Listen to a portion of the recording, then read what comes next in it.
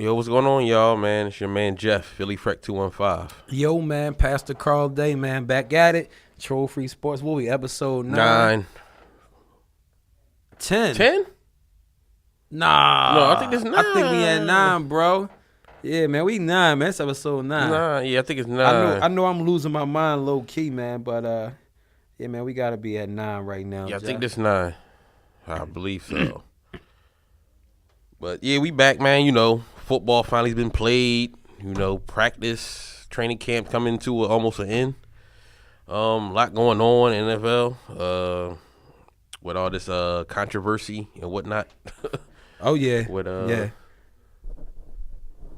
that's 9. 9, yeah, right. Definitely 9. Definitely. Yeah, 9. So, like I said, a lot of controversy going on, you know. Football's been played, though. Like, we're not talking about what happened last year. We talking about stuff that's actually going on right now. So, I don't know what you want to start with. You want to go with the... Yeah, man, we could break down some of the game, man. We could break down the game stuff, man. Or do you want to get the drama? Yeah, we get the drama out the way. Yeah, get the drama out the way, I'm tired of man, this anyway, man. So we both burnt out over it, man. Me and Jeff, man, we done been back and forth enough, man, over all of this NFL disciplinary nonsense. So everybody knows now Zeke Elliott right now is under 6-game suspension. We don't know, what the final outcome may be. Now it's getting messy. The NFL's player union versus the NFL, man. They exchanging all kinds of, nonsense back Goofy and forth, stuff, man. It's looking like a reality TV show drama.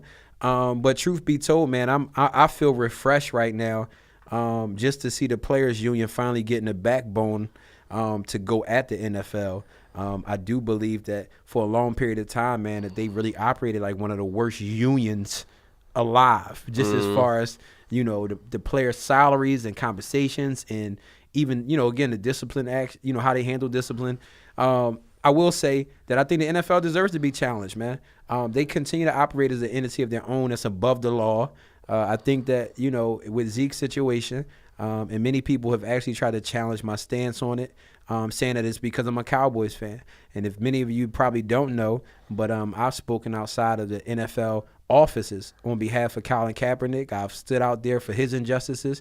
I'm a person that fights many different injustices, especially when I'm seeing, African-American males, being treated unfairly. I believe that an employer should not be able to impose any kind of punishment on you, especially if, you've been cleared of any wrongdoing. So that's just my take on it. I really don't feel like, is vindicated, especially when there's so much stuff that's being dropped out there to show that this woman, and a woman admitted herself from the sex tape stuff that she was going to try to get him for $20,000. And man, she came cheap. But, but I mean, all the way to her girlfriend signing an affidavit and telling the law that she wanted to try to ruin Zeke. It's just a mess, man. It's really a mess. I think ultimately they're going to compromise both sides, because NFL owners got to be pissed off right now to keep watching this mess unfold when it's real football that's supposed to be about to be happening soon. I think the timing was terrible. NFL just handled this all the way wrong to me, just in my opinion. You know what I'm saying? Like, these are allegations. It's nothing that he's admitted to. Josh Brown got 1 game. They're giving Zeke 6. Greg Hardy had 10, and it was like photos of a battered woman with guns on a woman or throwing on a bed of guns. And like, that stuff was tangible, visible proof. We've seen nothing that alleges to be proof against Ezekiel Elliott, and this guy got 6 games for allegations. So that just summarizes my feelings on it. I think that they'll end up probably getting it down to 2, maybe 3 games, cutting it in half. But come on, y'all, let's get back to some football, please. Yeah, you know what I'm saying? My view on it, like I've been saying on Twitter the past couple of days, I don't know. Like I said, nobody was there but them two. So people that's so adamant that he did it, or people so adamant that he didn't do it, like, we don't know. So it's like, to take a stance on certain things, it's just like, it's tricky. You know what I mean? So my belief is, like, if the NFL, they got to have something, in my opinion, that's there for them to do this suspension. Because if they didn't, they could do whatever they want to say, look, well, this is the evidence. We didn't find anything. This man is innocent. You know what I'm saying? So it's just like a slippery slope. Like, because what's the bull? He the Cowboys guy, Joey. He put up a tweet earlier, like a little thread about how it's Icky's. Yeah. He put up a joint which was accurate. You know what I'm saying? It was like it's basically a he said, she said, and who you believe and who can prove who's more wrong. But I think the issue with that is that when how can one side choose I think he did when there's absolutely nothing to go off of? We have nothing, but we do have we have quite a few pieces of evidence, from the police not seeing enough to charge him and don't believe what was stated, to also just the proof that, the woman has have repeatedly made various attempts to try to ruin him, whether it was through a sex tape to even, beating out, her being beat, you know what I'm saying? So, I mean, that to me, like, nobody in their right mind, you know what I'm saying? I just think that if this wasn't an athlete, especially the Dallas Cowboys star running back right now, we would be fighting right now, especially where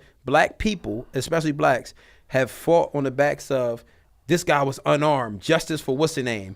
And we don't like that. Well, you don't know what he did to make the cop move, or the cop could have. We hate that narrative then. And it'd be a videotape, and they'd be like, well, you don't know if he was really reaching or not. We hate that. How do we try to speculate or create speculation when clearly here we have some kind of proof to go off of? We keep saying we don't know what NFL has, and they're refusing to show it, which makes it even worse. So if they had it, why not present it? In the NFL, when you said what do they have to lose? They got a lot to lose because their sponsors think they don't handle domestic violence right. So if anything, they're trying to look like they're taking a hard stance after they've dropped the ball on stuff, and they don't have to show us because this is how they feel. We made a decision to show that we're not going to be impartial, and we're going to go hard on a guy even when there's little to no proof, and we're making our own decision and our own assumption. That made them push themselves above the law in that situation. Yeah, but like I was saying, like if it was nothing there, they can show those sponsors and all that. Look, man, this dude is innocent. She's lying, she this and that. But public perception gonna receive that. You yeah, I mean, but if they, you know what I mean. But if they put the evidence out there, you know what I mean. Like the whole, like, look, this is what we found. We found nothing. This man is innocent. This girl is lying. Boom, boom, boom. Because the NFL can pretty much, they found Tom Brady jersey wherever the hell it was, so they can get the investigators. So I'm thinking it has to be. This is my perspective. You know what I'm saying? Mm-hmm. Like I don't care if he gets suspended or not. You know what I mean? Because like I said, I don't know. But just thinking from their side, it has to be like a little glimpse of something there. Maybe he, pushed her or put his hands on her. I don't know. You know what I mean? But for them to go this hard, I think it's something, he's not fully, like, I don't want to say he's innocent or guilty, but it has to be something there for them to go this hard. Because if it was nothing there, they would be like, look, man, no, this man is completely innocent. She's a liar. And they would discredit her because they got the capability of doing that. And I think they're not putting nothing out because they're going to the courts. But do you think the court of public opinion, which does sway the NFL, because they're sitting here saying that Kaepernick, they're saying owners are saying fans and whatnot have sent letters. So that made them not want to sign Kaepernick. Mm-hmm. So to sit here and act like the fans won't sway the NFL's decision making, that's egregious, because whether you say they can prove that to their sponsors, the court of public opinion is still going to go ahead and want to find Zeke guilty now, because people hate the Cowboys. So they're going to say, oh, y'all let him off the hook. Even if the NFL came out and said, yo, we have not found circumstantial evidence, they would have said Jerry Jones got off the hook, blah, blah, blah, blah, blah. The Cowboys, you can't even try to be blind to that, Jeff. Even had the NFL did that, fans would still jump out the gates to say they let Zeke off, he's a woman beater. It's always going to, but no matter how this thing go, it's going to be them people that's going to say, even if he gets suspended, it's going to be Dallas fans that say, oh, they just did this because of this. So it's like, it's going to be, 100% people is not going to be satisfied with however this turns out. I mean, I just came in principle, though. Again, I feel like if a man is not charged with anything, he's been cleared of law enforcement of no wrongdoing, and there are substantial evidence pointing to the fact that a woman has multiple times tried to extort him for money and said she wants to ruin him. As an employer, I feel no employer has the right to conduct a separate investigation and try to impose punishment on anybody. And I'm talking FedEx worker to post office worker to a darn CVS clerk. That's unconstitutional. And that's up to the union. Them, they gotta come together and get a better, whatever the agreement they gotta work on that, because obviously the NFL can do that. Oh, absolutely. Because, you know what I'm saying? Absolutely. So that's just something they gotta work on with the next time the contract is up. But right now, I mean, it's their right because that's their policy and all that. So absolutely, you know what I mean. But it's just a slippery slope, man, because it's like so many things that we don't know for sure. I mean, they could put out. Yeah, she lied, but she could also be lying. But she could also have got hit one time too. So she could be lying about everything else. So if she got hit one time, you telling me the 20 times Josh Brown hit his woman and admitted to it, he got 1 game. Zeke deserves 6 games. Zeke just the next. I mean, he just happened to be the next man up. Zeke deserves 6 games. I think he just the next man up. You know what I mean? If it was Zeke, if it was, I'm asking the question though. If that's the case, he deserves 6 games and to lose $500,000 worth of his own money. I mean, I think it's like 8. Is it 8 million or something like that? Oh, well, he could lose $8 million. Yeah. You're right. If Dallas decides to say, well, you violated this portion of our contract, so we can take $8 million back. So are we going to sit here and really be willing to say that, not really knowing what's the nature of whatever happened? And I'm not justifying anything, but for us to try to create the shadow of the doubt, and that's what the NFL is reaching for. Right. Oh, well, we believe you could have pushed her into the wall. So now are we saying, well, you deserve 6 games for that, and you deserve I just think, a lifetime ban if anything else happens. Like I said, I just think he the next man that just happened to fall into this. I don't think which is wrong. You know what I mean? But that's just, and also, like I said, that clause that Dallas put in his contract, it had to be some type of concern about his off-the-field issues. I think I don't think all rookies get that, do they? Dallas been protecting themselves. Dallas been protecting themselves. Everybody do. Everybody? They've been protecting themselves heavy. Okay. Well, my bad. Themselves heavy, yeah. But like I said, I just think if it was Zeke, if it was, the third string linebacker, whatever, I just think they just taking like whoever's the next man up, we going to go this way. You know what I'm saying? I don't think it had nothing to do with Zeke or Dallas or nothing like that. And dig what I'm saying to you, though, and that's what I mean by us as fans, not even just fans, but us as people, for us to reduce ourselves to just accepting however the NFL works is garbage to me. I seen Des Bryant tweet yesterday about defending his actions to not speak on stuff. Yeah, and I mean, truth be told, though, he spoke on how 95% of these players feel, to be honest with you, because the majority of them ain't standing. So I don't respect none of these NFL athletes that refuses to go ahead and really support Colin Kaepernick, to be all the way honest. But also to sit there and just verbalize that shows the level of fear that these athletes have. It shows the mindset. It shows the mindset, but it also shows the mindset of the fans. When we gonna put the onus on our own other black athletes because all we care about is what the NFL says. Like if you've been pushed through a system and they found no reason to charge you, in my eyes, dog, nobody else should be investigating you. What is your job prying for? That's garbage. But again, we as fans and as men have allowed the NFL to become bigger and greater than everything else. And I think that that's garbage, that we sit here and be like, yo, all right, well, he just happened to be the next one because, they just wanted to go ahead and make an example out of somebody. And like, no, we can't continue to like what I do outside of just the sports talk realm is like I fight against systems of injustice and oppression. So what we're watching right now is the NFL blatantly oppressing people and presenting prejudices against people. Colin Kaepernick took a knee. And we watch, dog, they calling up quarterbacks from the darn CFL and won't get this guy a job. And you see people, don't get me wrong, I mean, they have the right to watch or not watch, but you see people like laughing, joking, oh, I ain't giving up NFL, and then y'all blah, blah, blah, blah, blah, blah. And it's like we're laughing while blatant bigotry and ignorance takes place right in front of us. And even to our athletes, for Des to say, I got to feed my family. Dude, you got like $40 million guaranteed from the Cowboys. If your family can't eat off of $40 million for you to take a stance on behalf of the people, dog, you got a lot of explaining to do about how you handle your money. And that's one of the biggest fears too. Many of them young athletes ain't handling their money right. They're living these lavish, crazy lifestyles and whatnot, and they're in fear that they may not get another chance at football. Dude, invest your money right, but take a stand. You have a platform. You have a level of influence. And again, that's 95% of the league right now, man. So like I said, man, I call it straight up and down both ways. There's no bias here because, again, these issues and the causes for me is greater than just football issues. And I had people hitting me in my mentions yesterday, Cowboys fans, cowardly Cowboys fans talking about, oh, it's just entertainment and that's just a way for 3 hours for people to get a release and all of that. Let them just play sports. Don't protest there. Dude, that's the only time we get to see them. That's their level of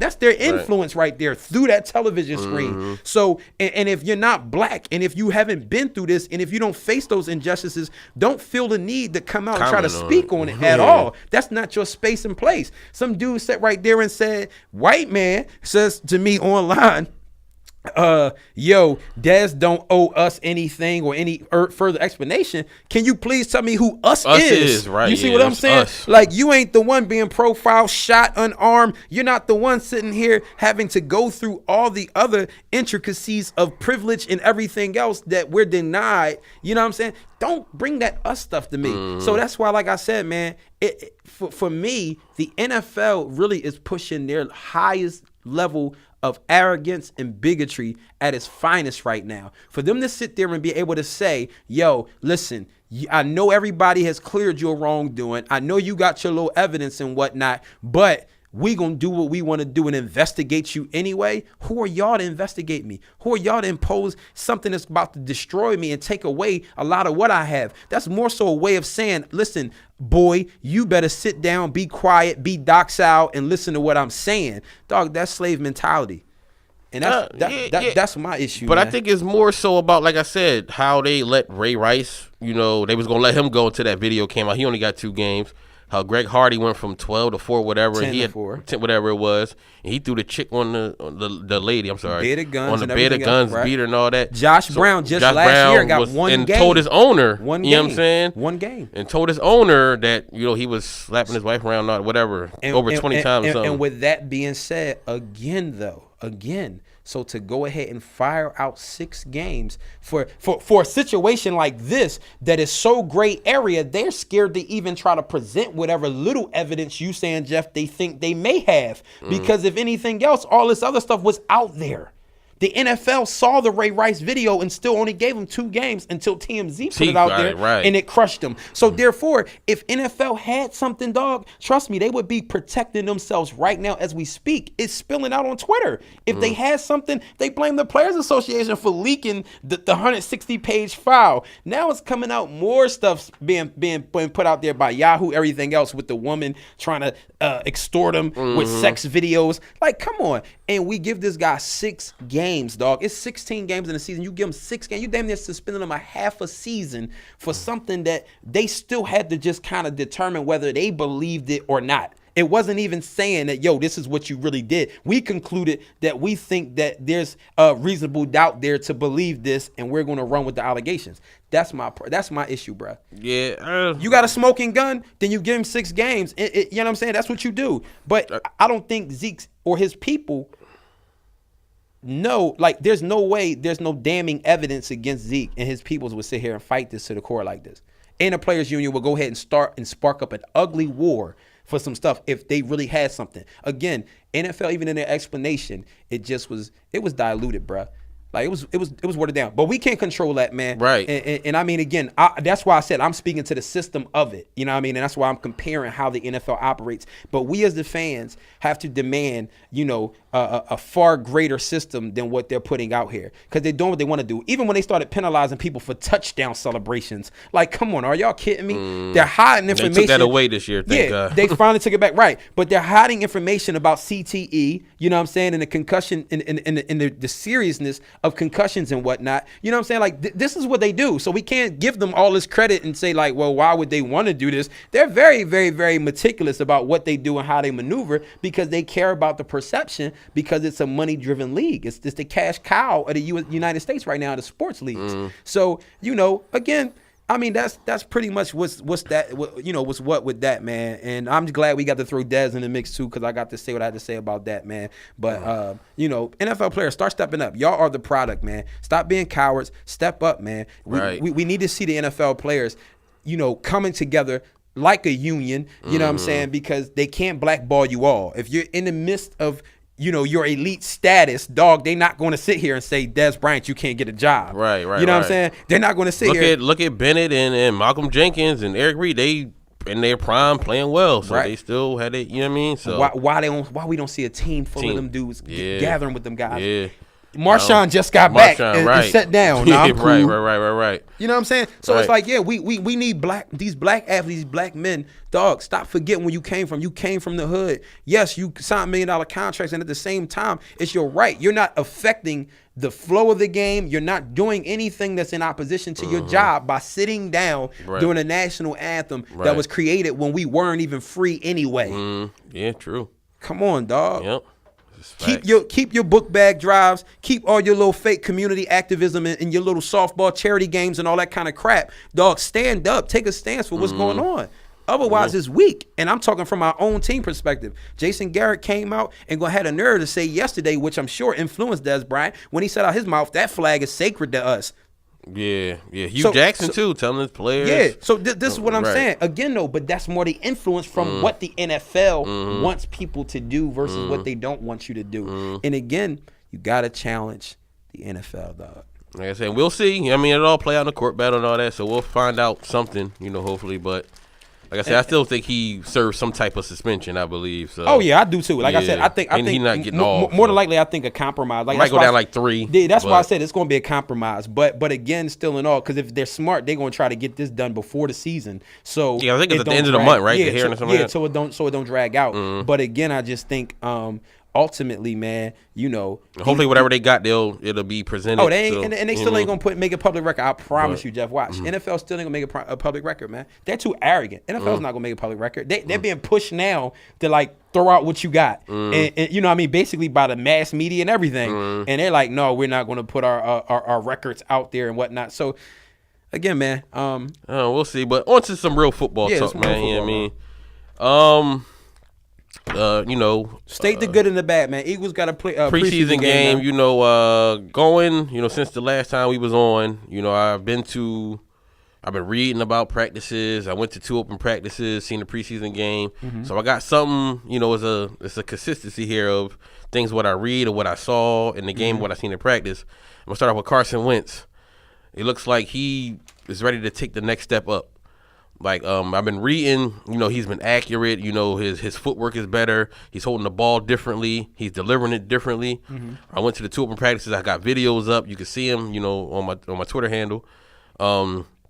He's accurate this year, man. Like really, really accurate. Like the 2 practices I seen, he was just throwing darts and putting them right on the money. Then you go to the preseason game, the little drive he was in, he was 4 for 4. Had a touchdown to Mac Hollins. And also Green Bay, man, I don't know why they was blitzing. That they was blitzing crazy in the preseason game. Throwing a lot of different looks. Yeah, they was. I'd never seen that in the preseason before. But they was like run blitzing, delay blitzing, and all that. But he handled it well. Kept his eyes downfield, escaped Clay Matthews. He escaped. I forgot who the other linebacker, the DB, was that came on the 4th down play when he stood tall and delivered to Jordan Matthews. But he looks like showing why he was the number 2 pick. And he looks like he's going to take that next step into his ascension as being a future, in my opinion, top 5 quarterback. But he looks real locked in, man. That's just great news for the organization, in the city, the fan base, everybody, because a lot is hinging on this guy. Like he's the franchise now. You know what I mean? So it's great to see him take that next step. Also, my man Derek Barnett, 4 tackles, 2 sacks, 2 quarterback hits. I mean, like I said, defensive rookie of the year in my opinion, and he showed that game, why I was so high on him, even before we drafted him. You know what I'm saying? But he went up against their starting left tackle. He had got some pressures on him. He didn't get a sack, but he was close 2 times. He got to Hundley. You know what I'm saying? He was showing his rushes, his outside speed, his dip and his bend, the way he uses his hands. Like, I just think it's a matter of time before this dude takes Vinny's starting spot. Like, I don't know if it's in the preseason before the season get here, but he's going to be starting very, very soon. Like I said, he got to the quarterback 4 times, hit him twice, had 2 sacks. He's just so polished, man. Like, and I'm just happy that we drafted him for real. He can add some more weight, sometimes he, get some more strength, but that'll come with the, with the strength from the conditioning program or whatnot. And Mac Hollins, the touchdown catch and run. The 38-yarder, he showed that he's going to be more than a special teamer this year, in my opinion. He actually looked like a legit, wide receiver. And he also, I think that was the reason that they felt more comfortable moving Jordan Matthews on. But the catch, like he said, he had the catch, the little stiff arm, ran for the 38-yard touchdown. I think he's going to be, as the season go along, I think he's going to be adding to the offense more. Also, the bad, my man C.J. Smith, he got beat twice. Maybe, I don't know if he was, anxious, first play, trying to prove himself, trying to get the starting spot. But he's a little too over aggressive in his first drive out there. He got beat on the slant route because he went to the outside a little bit too far. Receiver hit him on the slant. He got beat by the double move for the touchdown. He rebounded after that, but still, you just don't want to see, them kind of mistakes against guys that may not make the final roster. You know what I'm saying? Because if you're going to be a starter, you're going to be going against the Odells, the Dezes, the Crowders, the Shepherds, and all that. So I was a little, not disappointed, but like, damn, all right, let me calm down a little bit on C.J. Smith. Also, the special teams as well. We let a punt return up, and that's normally one of our strengths. So they got to tighten that up going into the regular season. Hopefully, we see tomorrow night when we play Buffalo, they have a better showing. Even though, and also the offensive line, the way we was our blocking, even though we wasn't prepared for the blitz, you still would have liked to see, them handle it a little bit better, because they was consistently bringing it. But I think but that was their first game too. Right. Some live competition, man. Outside of practice too. And then in a 3-4 front, you don't see that every day. You know what I'm saying? Then you bring in exotic blitzes. I don't know what Capers was doing. Probably due to the fact that they added a few different, new players, maybe new wrinkles in it, because you got to be able to practice the blitz still. Right. You got to call it. They was bringing. I thought it was a playoff spot on the line or something, man. They was bringing heat, like crazy heat all game. But. Yeah, that was some of the things, I seen without going too much into it. But, the good, the bad, my man Wentz, Derek Barnett, Mac Hollins, I just like the way. But most importantly, man, Wentz, the way he's playing, the way he's looked in practice in this preseason game. Very, very excited for the season, man. But, yeah, that's, on to what you've seen with Dallas played the Rams. And... obviously, many starters didn't play at all on the offensive side of things. I'll tell you what, I'm definitely impressed. Definitely was impressed, man. I felt like a proud parent, man, seeing Xavier Woods out there. Led the team with 7 tackles. Dallas not only then he had 3 third down stops too, mind you. But really a lot of what you've seen from his film, at La Tech. The dude literally is all over the field. All over the field. Dallas moved him in a slot at times. You know what I'm saying? The way they would move Byron Jones around. And, it was plays where he just didn't go for fakes, just didn't bite. You know what I mean? I was, extremely proud of him, man. You know what I'm saying?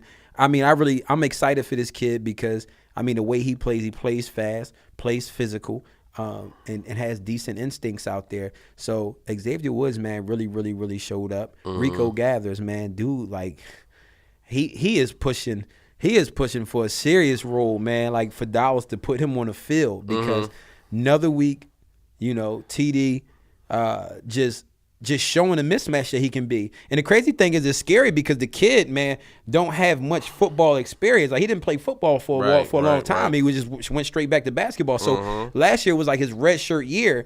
And, while he still has a lot to work on just as far as, protection protection issues, you know what I'm saying, stuff like that. But 6'6", 6'7", can run, know how to use his body, box out muscle people. I'm excited, man, to see what Rico Gathers is going to do this year because I'm pretty sure Dallas is definitely going to work him into the offense this year. I will also say one of the obvious disappointments, man, what's his face, man? Kellen Moore. Oh my goodness, man. He's terrible. He's terrible. You just gotta hope, man. I know they got Luke McCown there, as an extra backup or whatever the case may be. Even though the kid Cooper, Rush, Cooper Rush, he's been looking good. But the only thing that I get skeptical about at those points of the game when they finally bring those guys in later is who are those guys really playing against at that point of the game? See what I'm saying? So, but he shows to have the mental though. You know what I'm saying? Plays breaking down. He's doing what he needs to do. And he's pretty accurate out there and pretty poised. But, man, Kellen Moore looked like, man, he can't put the ball accurately past 15 yards, man. Just everything has to be a lob. There's no real precision. From what I hear, is that, he really understands the X's and O's and really is a great type of backup to help, a young quarterback as far as just breaking down stuff, because Sanchez was supposedly did a lot of that with Dak Prescott. But I mean, man, just Kellen Moore looks bad. He really looks bad. Yeah, he did. Another thing I'll actually say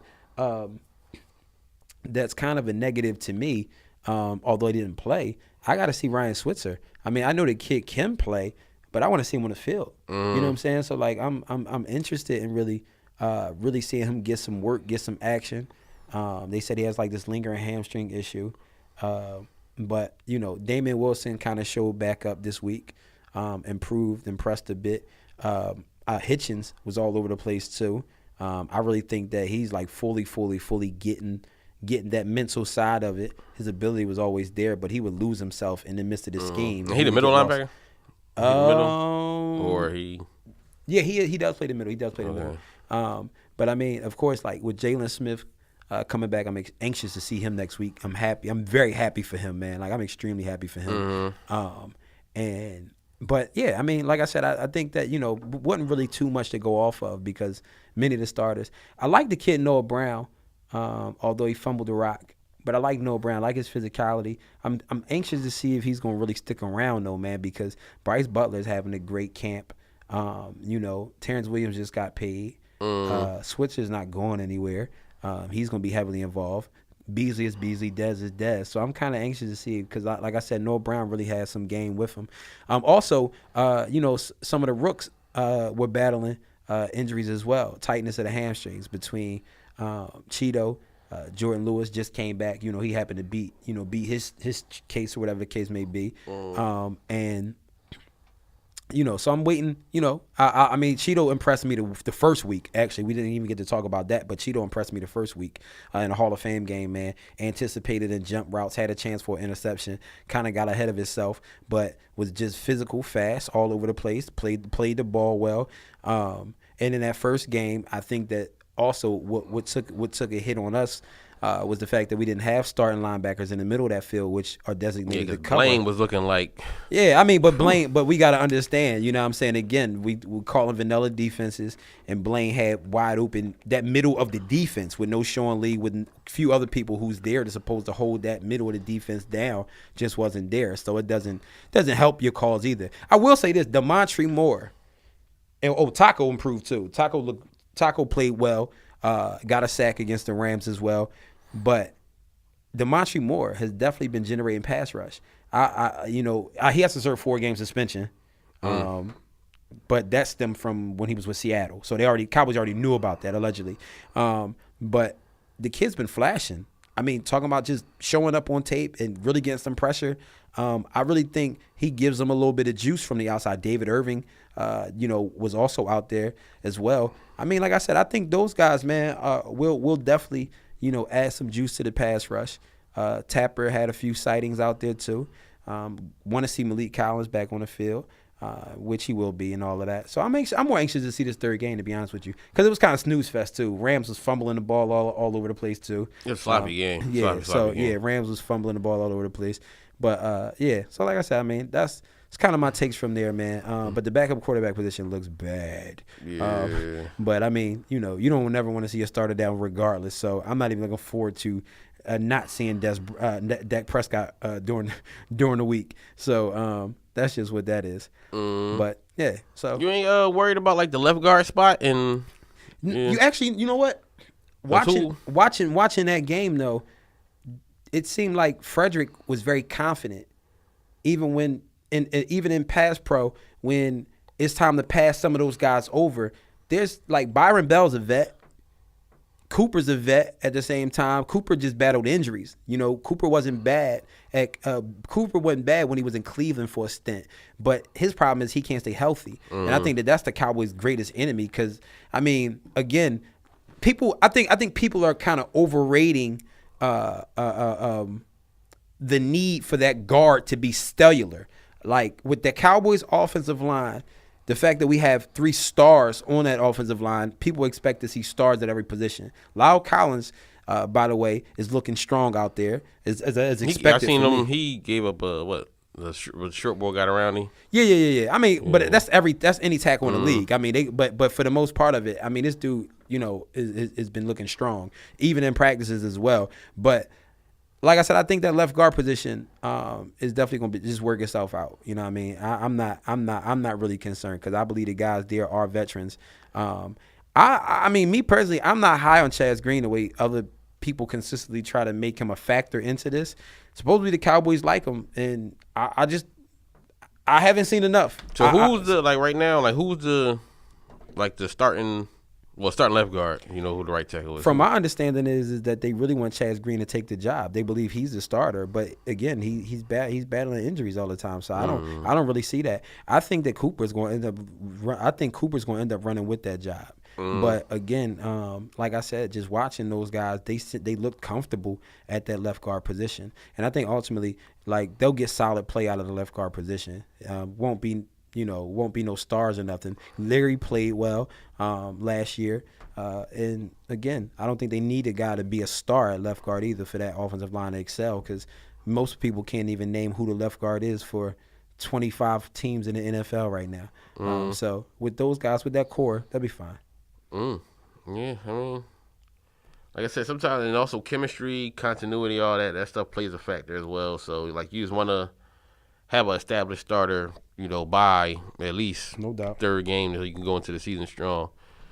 But on to the Jordan Matthews trade. I was I guess you would say shocked a little bit because we've been hearing that he's been on the block since the draft and since draft time, and that if anybody wanted him, we would deal him for the right price. But now, after a couple of days went past, the thing that was what Buffalo really wanted was the third round pick, and like Jordan Matthews was kind of like the throw in, from what I'm understanding now. So, but of course everybody know we acquired Ronald Darby, 23-year-old cornerback from Florida State, speed demon. Very, very good in man-to-man coverage. We didn't have too many of those guys last year that can hold up in man coverage. So I think the addition of him changes the dynamics of the defense now a little bit. Because we got somebody that can run, so the safeties won't have to worry about, oh my God, if this guy gets beat deep, let me go over there and help him out recover, because he can recover very well. He ran a 4.38. Like I said, he's excellent in man-to-man coverage. You know what I'm saying? So Buffalo was running there. McDermott runs a cover 3, and supposedly, he wasn't buying in. I don't know how true it is, but that's what I think Peter King said it. Like they had some type of, he wasn't buying into the scheme or something. So got a third-round pick and a solid receiver, because I still think Jordan Matthews is a good receiver. A lot of people in the fan base want to call him trash and all that, but he's not special, but he's a good receiver. But back to Darby. Like I said, I think he changes the dynamics of the defense a little bit, because we got somebody that can hold up in man coverage and that can run with these freaks of nature out there. You know what I'm saying? Like I said, we didn't have that last year. We had McKelvin and Jalen Mills, who don't have the long speed necessarily, Nolan Carroll and stuff like that.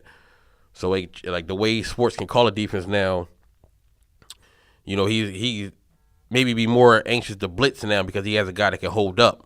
And you don't have to worry about, two liabilities out there on the speed factor. Mm-hmm. But also what I want people to understand is coming into the season, he may not be that great or locked down, whatever you expect him to be early, because communication with the secondary is key. He's just got here. He's learned a call, so we may not see the best Ronald Darby early on. We have to wait till about week 7, 8, 9. And that was a part of the reason why he had a down year last year, quote-unquote down year, because they had so many different injuries and so many different safeties behind them. Corey Graham spoke on it, our backup safety that we just got from Buffalo. He was speaking on it. He was like, we had about, I think they started like 4 different safeties on his side. And like when you can't communicate, like when you want to run a zone or any kind of defense, that back 4 got to have some type of communication. Like the middle linebacker handles the front 7, and the safeties and all that handles the back 4, whatever safety you want. So when you don't have communication and you don't know where that safety is going to be, it kind of changes, the dynamics of everything. Because even Gilmore had a so-so year. Like when New England gave him that big money, we was like, yo, Gilmore. But I went back and watched. It was just like sometimes like Darby will let a man go, thinking the safety be over the top. There's no safety there. So it's just a lot that goes into playing cornerback that people just don't understand, or I don't know if they realize or they want to realize. It's more than just, oh, he got beat. You know what I'm saying? Like, go back to our preseason game when Bryce Treggs got behind Kevin King. People was like, oh, he beat Kevin King deep. But if you went back and watched it, Kevin King was releasing him. Yeah, passed him off. But the safety wasn't there. So you get a lot of that sometimes. That's why Seattle was so great, because Earl Thomas and they have such chemistry, man. They like know each other like the back of their hand. So like with Darby, I just want people to be a little patient before we see his full capability, man. But once I think he gets comfortable in the defense, it's gonna be a great addition, man, to the defense, in my opinion. You know what I'm saying? And he's still only young, 23 years old. He got somebody, once Sidney come back, you got another guy that can grow with him. You can move Mills to the slot. You can keep your safeties, which is a great safety duo. Keep them at safety. It just changes. It makes everything better, man, in my opinion. I mean, that's a pretty sound assessments, man. I will say he had a stellar rookie year to me. Definitely don't think he had a good year last year. And one of the reasons why I say that, though, he got penalized quite a bit. Also, also gave up a considerable amount of passes too, thrown his way, and his ball skills. I mean, he got to improve his ball skills. He got to catch the ball. He can knock him down. He got to catch him. He got to catch the ball. Definitely got to catch the ball, because he had quite a few times where he could have definitely made some plays. Even his rookie year. But I will say, again, and in somewhere it has to be a balance between that. You know what I'm saying? So, and like you said, there are various circumstances that can impact a guy in the secondary's a game inability. But the one thing I'll say, like I said, I definitely agree. And I think he's 23. I don't think he's 23, but this is what I think. I think he's 23, young, has had a taste of the NFL, and I think that he's definitely, he's proven himself to be a starter in the league, and you can build from it. So that, to me, that's a win-win. Like when me and you text about the trade, and he was like, man, I really love J-Matt though. And I'm like, look, bro, if you got a chance to get a starting cornerback, you take a starting cornerback over a third wide receiver any day of the week. So like, that's just me, period. If you can be my one or two, like, you know what I'm saying? And even if he don't never really pan out to be any like good, but he's solid, like, dog, there's not many solid like starting corners you could just have in the league. So even if that's the case, because many people bash the Carr because Carr wasn't like a star or got a lot of turnovers, but he proved himself to actually play his whole contract out, which you rarely ever see nowadays in the NFL, especially with free agent signings. So so I definitely think that it's definitely it's a medium somewhere in there, you know what I'm saying? And I definitely think he's a solid player with potential to be a really decent cornerback. I liked him coming out of the draft. I was fairly high. I was a PJ Williams fan, but Darby. I was fairly high on Darby myself personally. And I still think that, he can improve and he can be better. But the same things, I'll say this though, I will say this, because like I said, you really gave, fair analysis when considering the other contributing factors. But I'll say that same watchful eye that you gave that player, you gotta be the same way with everybody else though too.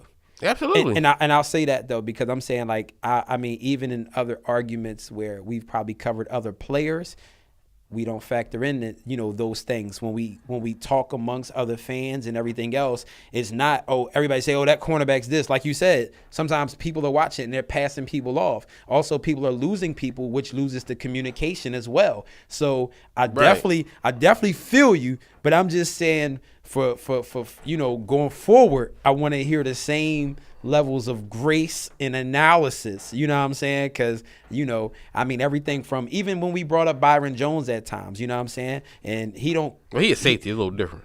But at the same time, no, but the communication is still there, though, because I still need to know what you're doing as the corner. I still need to make sure you're bumping your man, and safety still have to worry when they're playing the deep position. They have to watch which corner they have to be accountable for, because he may get burnt, or can I trust this guy over here? So I'm leaning this way because I really don't trust this young rookie that's playing right now, but I'm giving up a play on the other side. You see what I'm saying? So it's still a lot of responsibility on those safeties, because truthfully, at the end of the day, you're the last resort. Like coaches, and even when I played football, coaches tell you if you play safety, dog, nothing can get behind you. Right. So that's your level of pressure. So like you were saying, and again, I'm sticking right here with your points, but I'm just saying, we got to be that same way when we consider every other contributing factor to why why certain things are happening with certain players. Because you're right, though, even for the first few games, Darby got to get accustomed to the scheme. He got to know the language of the defense. Mm-hmm. You know what I'm saying?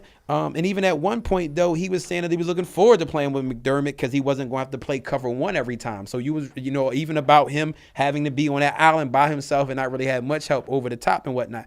But you're right. Like I said, and I agree with what you said. I'm just saying we got to make sure that, here at Troll Free Sports, we got to be the same way across the board. And I'm pretty much always that way. But my thing is, you said about Byron Jones, you said last episode y'all secondary was good.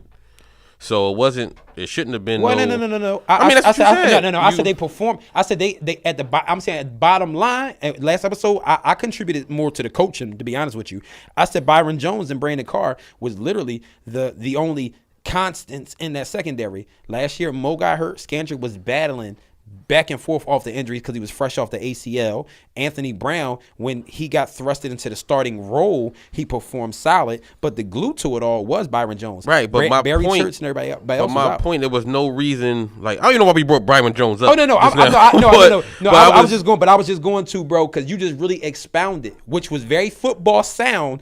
But I mean, when critiquing other players, I haven't heard you expound to that extent for why they having their struggles. So I'm just saying, that's all I'm saying. Right. Like, so I'm saying you made football point, and I'm not debating that. So I agree with you. That's why I said you did a great job breaking it down. I'm just saying here at this show, because we got listeners. Right. So when we start to bring somebody else up, before we throw that on anybody, and I'm saying this for any team that we discuss, if we be like, yo, what's the name, just stink, we got had that same lens for them. You know what I'm saying? Consider the coaching changes. You got to take your own advice, man, because you don't do the same. Do the same with who? You don't do the same with us. Who did I? Who don't? Wait. Who I don't give grace to? You said what you say? When I explained about Lane Johnson missing games. Oh man, Lane Johnson, he a right tackle. He don't matter.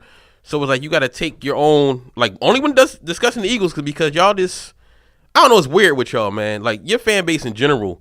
Like I mean, both sides too. Both sides too. I was about to say, but it's just weird in this division. Like everybody discredits everybody else. Can I say something though? See, but no. If anybody didn't go for the Lane Johnson was because the year before when Dallas lost any and everybody, people kept saying, "Oh no, you gotta have depth," or "No, those are getting excuses. Injuries happen." So I'm just saying, Eagles fans only use like one. First, it was like a wide receiver thing, but then it was just all about Lane later in the year. So I'm saying, the year before that, man, we lost Romo, we lost Dez, and folks was just like trying to, no, injuries happen. We ain't trying to hear that. But the next man up. But to our credit, what did you say and everybody else say? Best O-line in football. We'll be good. Whedon to be good. Castle will be good. No, we said we believe that. But hold on. But at the same time, that's what any fan that's going to believe in their team is going to stand by their team or support their team or push their team to win. Now when we're saying, you know what? Listen, we acknowledge those guys were terrible. Period. They was terrible. But those were the specific reasons why we were losing games. It was, next man up. Then people are here trying to tell us that a right tackle made all the difference for the offense all together. So hold on. So I'm just saying though. But so again, we were told the year before that the injuries didn't matter. So that's why I was just like, because y'all said they didn't matter. That's the point. We didn't just come out and say we told y'all done without Romo. No, we didn't go and hold it down. We got told that last year. We didn't go and hold it down. And Castle, and we got the best O-line in football, so that's why we was coming back at y'all. No, y'all got the best O-line in football. And can I say y'all this? Got, you know what I mean? But see, can I say this though? Now, even with that being said, they were ridiculously they were just ridiculously. And that was y'all bad for believing in them. Terrible. No. But see, it really wasn't though, because we just knew if they can just give us competent play long enough, because the reality of it was we were still losing those games by a possession or less, even with them throwing the games away, which still was a credit to the defensive coordinator who kept us in the game. And also, when you said about the Eagles, what you say, every game is close, so we can't use that, so right? wait, hold on.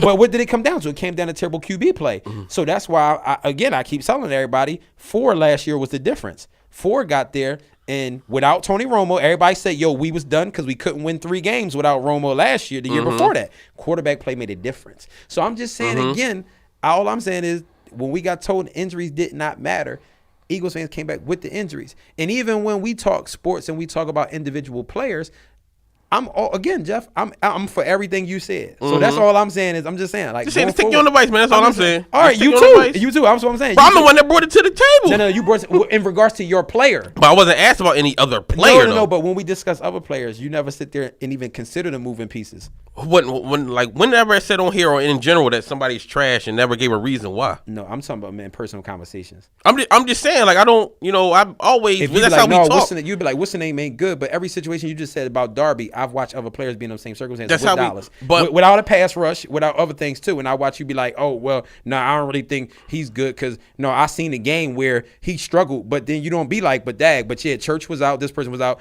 and he really ain't had no pass rush, ain't had no help. I said that about Claiborne when he was just stinking it up, but y'all don't think y'all had injuries then. But whoever corner I said was garbage. I've seen you say Claiborne. Carr and Claiborne. I used to say Scandrick. Was it Scandrick? Scandrick was always playing the best out of all them dudes. I said no. It was Carr and Claiborne. I used to always say because they was they was what they was, but they had a good year last year. No pass Claiborne rush, finally had no pass rush, no cohesiveness, no safeties, and again, like them was the circumstances. So that's the reason why I'm saying though. I agree with everything you said from a football perspective, but I'm just saying that has to transcend everywhere else. Absolutely, and I pretty much do that all the time. I just never have to go into detail, but I mean, I don't speak on a player I don't watch, so that's just me. So like when we signed Ronnie McLeod last year, I said, yo, I don't know nothing about this dude. Gotta go read up on him.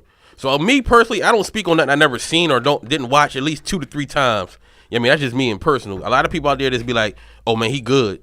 What's good about him? Oh well, But even when watching though, you still like. That's why I watch multiple games. From what you explained though, when we do watch though now, that has to also be considered as well. Who was here? Who didn't play today? Who was involved? What's the circumstances here? Because I'm just saying. I mean, this is for both of us. I'm saying so our lens goes beyond just we signed this guy. Let me really look into all the specifics on why I'm seeing what I'm not seeing on the film. Absolutely. That's all I'm saying. That's why I also said like going into the season, I think Ertz going to be the top dude until Winston Alshon get that chemistry down. It's just they gotta build chemistry first before. Wait till you see about week 7 to 8, then you'll see the team's full potential, in my opinion. Because we have some guys that's here, but we still got some new pieces that gotta be gelled in. Especially Darby. Guys like Alshon, they've been here the whole offseason, but Darby just got here. Mm-hmm. He got, defense pretty much installed. So he's playing, his natural ability is playing, and he's playing well from what the reports say. And we'll see tomorrow night in his first game action. But once he learns everything is then when you'll see the full potential of him. Like I said, he's still got a lot of growing to do. He's only 23. So that's a corner you can grow with. And like I said, he got the safeties with him. So hopefully, Overall, I think the trade was a win, period. Oh, absolutely. Because like I said, I mean, yeah. If just my personal feelings for J-Man. I mean, of course, you got to play on the field and do what you got to do. But I mean, for me, like I said, I think if you get a starting corner, starting caliber corner, you know what I'm saying, for pretty much your third wide receiver, unless you're like the Pats or maybe even the Cowboys too, who used Cole Beasley a lot. Right. You know what I'm saying? Like you're not really somebody that can shadow. He's a dude that can shadow. Because he did it. Well, he didn't shadow in Buffalo, but he played Odell man to man, held his own. So he showed he had the capability of doing that. And Rex pit his corners like you on your own. Like you on your own. So he showed the capability of doing that. So I want to see that dynamic. I want to see how Schwartz uses him going forward, like how we'll use him for matchups and certain teams. I'm just excited to see, man. I'm just happy we got a solid starting corner, man. I even tweeted a solid young corner. And I even tweeted about 2 years ago, like he was one of my favorite corners. Like they was like, who's your top 3 corners? I named Darby, Norman, and it was Slay at the time, who I thought was playing good ball. So I knew about him before the Eagles got him, like, unlike most people and stuff like that. I'm not just saying it's a good trade because we got him. I actually watched Darby previous to him coming to Philadelphia. But like I said, just great move, man. I was just a little sorry because I was a big J-Matt fan, man. And I just hate to see my man go, but you know what I mean. Got a good corner. I mean, but that's an expanded role for Aguilar too, which could could be problematic. Also, Aguilar, like I think we got players that can fill that role. You got Trey Burton that could get more time. You got Ertz that could play predominantly basically like the slot. You got Pumphrey that can fill in the role there. You got the kid Mac Hollins that we just seen, against Green Bay. You could put Sproles in there. I mean, we gotta see more Hollins though before we. Right. I'm just saying that's another option. He's not the main option, but we got depending on like matchup. Say you got a smaller slot corner, or we gonna put a big body in there to Mac Hollins. You could do that. You want to shift your guy, you can put Aguilar. You want to mismatch, you can put Sproles. It's just, it's up to Doug to call these plays right and use the right. You know what I'm saying? That's a wild card in itself, right? Exactly. Yeah. So it's just all about how it's ways to replace that production. We just got to see it on the field and see it done. But it's guys there that can replace. He put up decent numbers. He was a good receiver, man. Like I said, he wasn't. I was high on him. Period. You know what I mean? I told you. Period. Coming into the joint, people was trying to knock him because he didn't have like blazing speed. But I told you, I was like, Jeff, I like this guy, man. And then y'all drafted him. I was like, man, right. That's who I should have took in the first round. Right. You know what I'm saying? But yeah, I like Jordan Matthews. He's good, and I think he's gonna have a good year in Buffalo. I really do. I mean, he got chip on the shoulder. He stay healthy. So he gonna provide a nice weapon for Tyrod Taylor because like at least he ain't got to worry about if Sammy Watkins gonna be on the active roster and everything else. Right. So yeah, I think he definitely gonna go somewhere, man, where he can contract year as well. So I think he's gonna put it on. This year for Buffalo. I hope he do. You know what I'm saying? Because like I said, I'm just a fan of his. This is personality and what he brings. This type of person he is, man. This is a great person, man. Everybody. When he was traded, everybody was tweeting, Malcolm Jenkins, Chris Maragos, Wentz. Everybody was like, oh, man, he's a good player, but he's an even better person. So you never really see about 1 or 2 tweets when somebody get traded, but to see it was about 10, 15 guys all just tweeting and retweeting each other. Yeah. He's a great teammate. To his character, man. Right. Yeah, he's a good dude, man. Real good dude. And I just wish the best for him, man. Yeah, man. Well, I think that I think today, man, we really talked about some good stuff, man. Some real stuff. Some great real football. Yeah, real football, stuff man. We actually seen. Get to keep seeing it, man. And man, Jalen Smith debut, man. I'm happy for that guy, man. He worked like hell to get himself back out. I'm happy. Here, man. I'm a Notre Dame fan, but hate to him, Zach Martin, and that's one person I'm not counting out just because he was serious from the jump that he was coming back. And I mean, even just through the last few weeks, if people been watching practices, been flying, and getting rave reviews. So I'm excited about that, man. And again, I think Dallas will survive the Zeke situation, whether it's 2, 3 games, 4 games, even 6 games. I've been on record saying I got them for still being 4-2 coming out of those 6 games, even if he's not there. I think that they have ample skill at the running back position. Doesn't possess the breakaway, game-breaking, playmaking ability that Zeke has at any given moment. He can turn something out to something crazy, but they'll get the proper rushing yards, attempts, still be able to play smash style football. And Dak, again, I'm definitely believe he's going to be vastly improved. He's been taking command of the team. I'm just impressed by him, period, man. Just being a leader and having that team together. Is he playing Saturday? He ain't played yet, right? Yeah, he ain't played yet. He's supposed to be playing. Des Bryant said he's getting reps out there for sure. So Des been wanting to jump out there. I'm like, damn, I ain't. Yeah, so you want to get him some type of they're supposed to be playing. Des said he don't know how long they set to play, but I think they expect at least about like 12 plays or so. Oh, okay. So I think I started going like a quarter, if I'm not mistaken. They're gonna get out there and get some work in, man. But like I said, yeah, man, his like I said, man, I'm excited, man. I'm really excited, man. I really do. I'm like you, Jeff. I wish they get over the Zeke stuff. I'm tired of hearing about it, man. Yeah, they get it figured out. But other than that, man, like I said, I'm extremely excited for what the season about to come. That's bold, though, man. If he missed 6, y'all got y'all 4-2. If he missed 6, 4-2. Yep. 4-2, man. Because again, I mean, like I said, that offense is in place regardless. They have 2 starting proven running backs in the NFL running behind that line. And again, I think that we got more than enough weapons out there too. You can't cover a Dez, a Cole Beasley, and even Jason Witten, who still gets open. And our quarterback's good. So you take that safety out the box. Like I don't even know. I just know what y'all play. I know y'all play Denver, Arizona, and Giants. I don't know the other 3. If he's starting 6, San Fran. I know it's the Rams, right? The Rams. San that's Fran. 2. Yeah, that's 2 wins. Yeah, right that's there. what I'm saying. San Fran, the Rams. Goodness, I forgot. I know it's Denver, Giants. I was seeing people talking about Cardinals. The Rams, San Fran. And Green Bay. Yeah. Okay. Yeah. I mean, Green Bay defensively, but call me when Arizona and Denver get a quarterback, man. Because Carson, don't sleep on Carson, man. Put him in the bed, man. I'm dead. I'm dead to Carson. But Bruce said he had a tired arm or something, so I don't know. That's what Bruce said, man. A tired arm. That last year's elbow or something. I guess, but I guess it's gonna get better with age. I guess the year or some time off or something. But that's what Bruce was saying. Like he had a sore elbow or something. What they pay for him, what they paying him, he gotta hope that, man. But I'm not a believer, man. Carson was out there looking. Yeah, he was. Man. Yeah, he was there. Thank God for David Johnson last year. Or they would have really been in trouble last year, man. Man, for sure. I don't know what happened with Carson. Wait, who did they bring in over there? What? The Cardinals. They brought a young quarterback in over there. Who was it? Off the top of my head, I don't even remember. Damn, I forgot who it was. I know they got Leftwich there calling the plays now. He a quarterback coach. I know that, but I don't know what young quarterback they brought in there. They brought a young quarterback in over there, man. I don't know, man.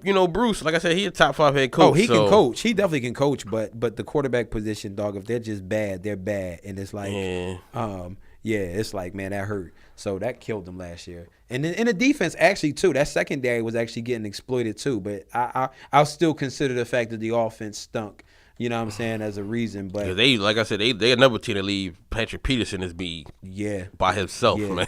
Yeah, definitely. By himself. But he still he hold his own, man. But he'll definitely win more battles than he'll lose. Right, but that other corner spot is an issue for them. It's an issue. Yeah, big time. Big time, bro. I totally agree with you. Agree with you. I don't even think they found a starter yet. They still weighing guys out. It was when they played y'all, it was like a former receiver they had playing corner or something like that. So I don't know what they're gonna figure out about that. But that's a spot you definitely. Also, Seattle. They got my boy Buda Baker there though. I'll tell you that'd be vicious, man. He just like the Honey Badger. Also Seattle today got Tremaine Brock. They got Tremaine Brock. Yeah, man. Yeah, that secondary. The rich get richer, man. The rich get richer, dog. The rich get richer, man. Yeah, man. They got like a 1-year deal or something like that. But my only thing with Seattle, though, man, is again they just don't have they don't have their offense scares me. Yeah, they got to find a running back in the offensive line. They got to do something with the offensive line, even though it didn't they still made the playoffs. It didn't hurt them, but you like to see them protect Russ a little bit more. And then also I'm starting to question, man, the cohesion, man, of that team, because when you start getting a bunch of stuff leaked out there with the whole Richard Sherman and everything else that's going on, I'm starting to, you know what I'm saying, like Earl Thomas, how does he come back, return? But I'm starting to wonder a little bit, you know what I'm saying, because that was a team that really just was, I don't think nobody was making that up. It got to be some type of. But he even said though later on that it wasn't like hatred, but he said like it's like a working relationship. Like he even kind of alluded to. We not Richard friends. said that, or Russ said that? Russ Sherman? Okay. Like we ain't friends or nothing, but like we cordial. Like he kind of put it out there, like, all right, we not homies, but you still just kind of denied that you talk crazy to him. You know what I'm saying? Right. I don't know, but yeah, man. But we gotta wrap it up, man. Great man, episode, Jeff, man. Philly Frank 215, man. Thank you for tuning in. Football's back. I'm excited. It's going to be more great episodes coming up. For sure, man. Tune in. Like I said, subscribe, retweet, do all that, man. Share Tell your it, friends. View it, man. We need viewers. Log on to the YouTube page, too. Y'all can see us actually engage, man. We got the videos dropping on YouTube, man. So Troll Free Sports on YouTube, man. It's your boy, Pastor Carl Day, man. It's been a great week, man, with my brother Jeff here, man, again. Really think we did a great job on this episode. It's good, like he said, to talk about football again. Actual football games, and we'll see how this Zeke saga plays out. Hopefully it ends. We'll Hopefully be back. Done this week, we'll be back. We back. What, 2 weeks from now? Yeah, 2 weeks.